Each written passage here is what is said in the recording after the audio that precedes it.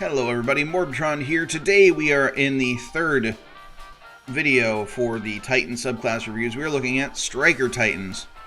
Now, after this video, in the next day or so, there will be a overview of the Titan class in general. So if I miss any exotic pairings with subclasses or any exotic armor combinations that work really well with certain subclasses or just abilities in general, let me know in the comment section down below and I will cover them in my overview video. But right now we are looking at the top tier striker. Let's go over the abilities really quick. The melee ability is a shoulder charge with arc energy, and it will do a little bit of splash damage around you as well. In the Crucible, it's a one-shot kill on a Guardian without an overshield, and if there's somebody right next to him, they will take a little bit of splash damage as well, usually making them one shot. Aftershock, so damaging enemies with seismic strike, recharges your grenade. So you shoulder charge somebody, you get a portion of your grenade energy back. And why is that super awesome is because you have magnitude. You gain an additional grenade charge, and it increases the duration of grenade effects. So these awesome pulse grenades, they're going to last longer, they're going to do more damage. So, super good. I shouldn't say that it doesn't increase actual ticking damage, increases the duration of them, so their total damage output is more. I just want to clarify. Also makes lightning grenades do the same thing. They last longer, so it's more of a zoning grenade the lightning grenade is, but you can catch some people off guard with it. The flashbang grenade, of course, doesn't really affect much there. It might increase the duration of the blind effect, but untested, so I can't say for sure. Now, the actual super ability is you slam the ground, and then you can run around either shoulder charging or slamming the ground again. But it's been recently updated, so Fist of Havoc's ground slam attacks leave a damage-dealing field in its wake. That's not new.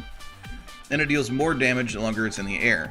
That's also not new, but what is new about that is they have greatly increased the amount of damage that you can do if you use your super from a high up distance. So using something like Catapult Lift, getting yourself up really high in the air before you use your super, or consecutive super hits, will increase the damage output of your super.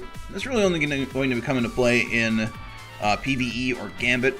It doesn't really come into effect in the Crucible, as the only thing that's not going to get one hit by your super ability is going to be another super, in which case you're probably just going to try to want to either get out of there or just land as many hits on them as quickly as possible and take them down. You're not really going to want to set up your slam to go super high in the air. But let's go over exotics really quickly.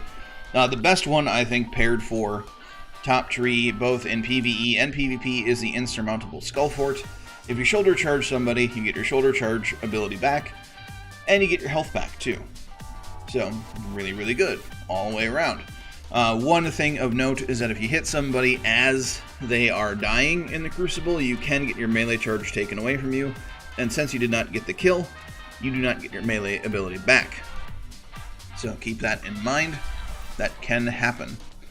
Other exotics that are really good when paired up with Striker, top tier, we have the Syntheseps, of course, because a melee ability is going to be in melee range, and then your super is also a melee range super.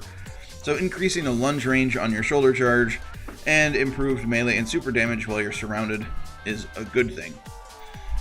It's just going to be better overall. It's a great exotic to switch to from Insurmountable Skull Fort when you're actually using your super, especially in PvE, you're trying to kill a bunch of stuff.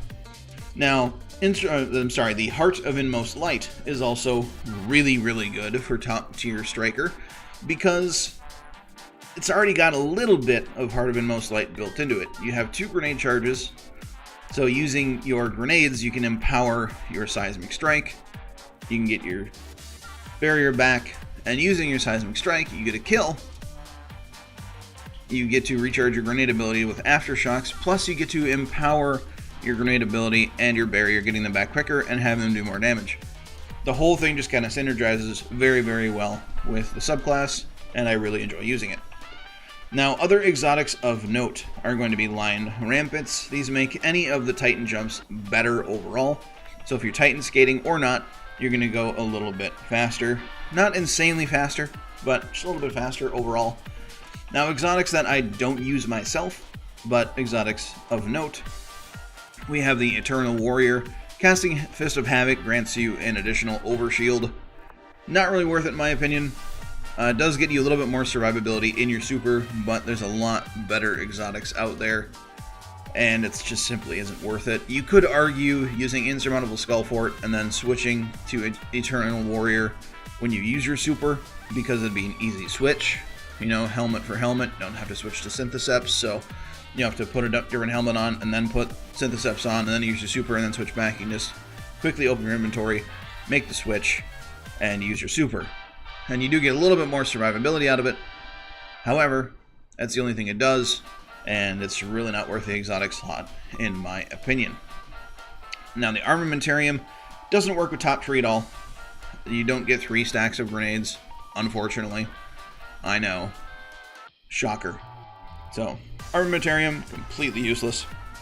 And we have the Dune Marchers, which increase your sprint speed. Sprinting builds up a static charge after melee attacking. Doesn't even need to be a melee ability.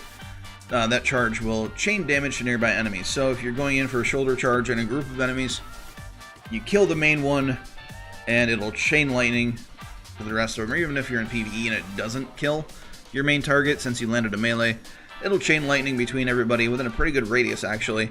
And you might be able to finish a couple people off that way. But it's not really worth it, in my opinion. The last exotic I'm going to talk about is the Mark 44 Stand-Asides. What these do is they give you an overshield while you're sprinting at full health with your shoulder charge ability up. And this is for any of the subclasses that have a shoulder charge ability. And then hits with those abilities recharge a portion of your melee energy. Just not worth it. There's other exotics that do much, much better. You're really not going to see many people using those. You could use them to, ape people with a shotgun a little bit better, but not worth it, in my opinion. So, top tree striker. I'm using Insurmountable Skull Fort, and you can see there I got my melee ability back. And I got my melee ability back. So it's really, really powerful. Really powerful.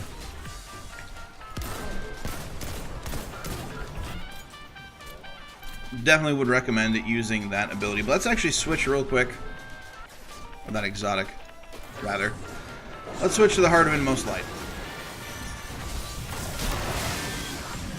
So there we go. We have empowered grenades right now.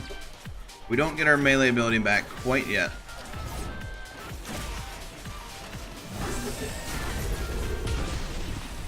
Alright, and we're getting our melee ability back right now. But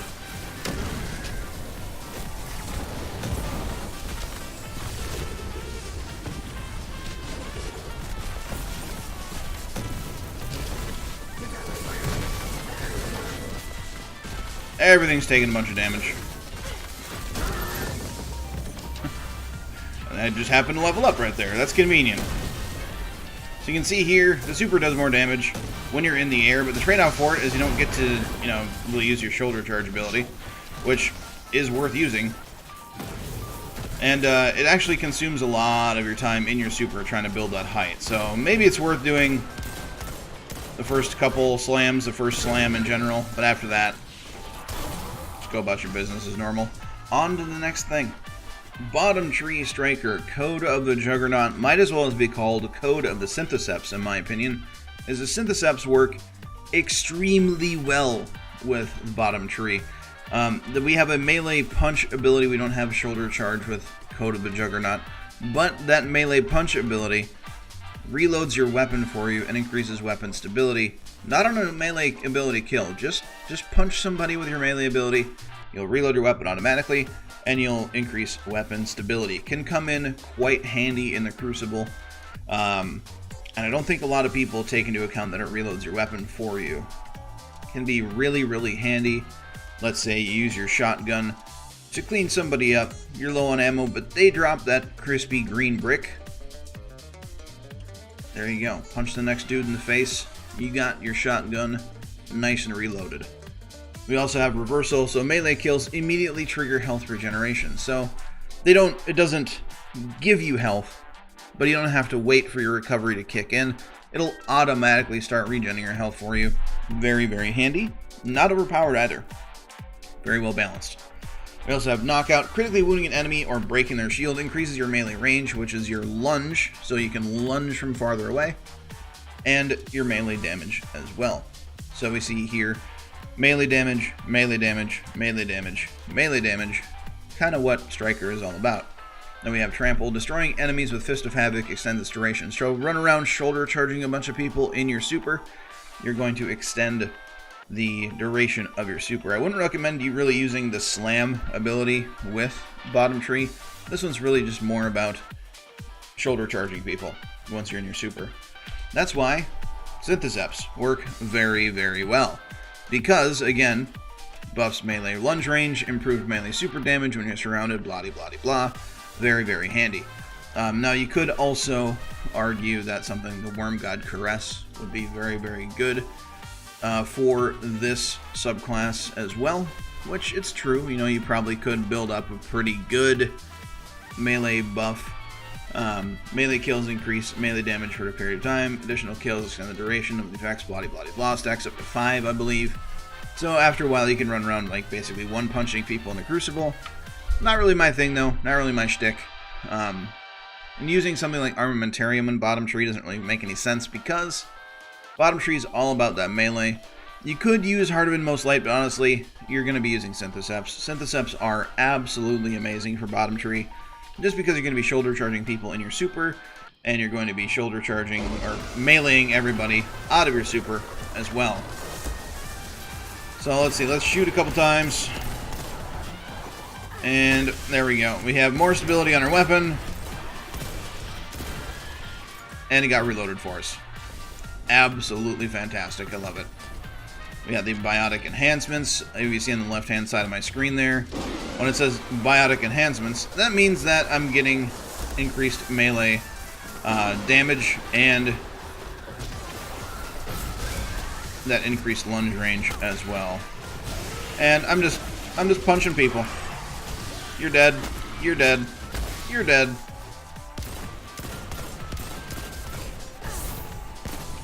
And you're dead.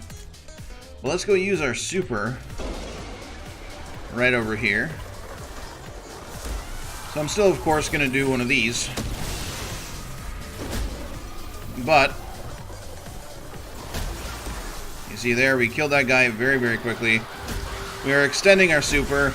If there's a lot of red bar enemies for you to take out, you can literally be in super forever. It is absolutely fantastic. There we go. We extended the super some more. And this is why you want to be using shoulder charge.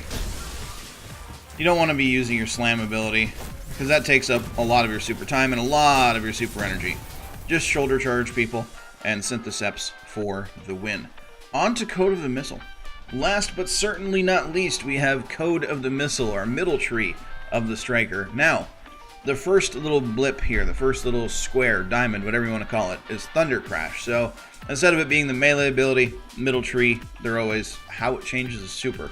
So it turns the super in from a running around, shoulder charging everybody, and being surrounded by arc energy into, it turns you into a missile, basically.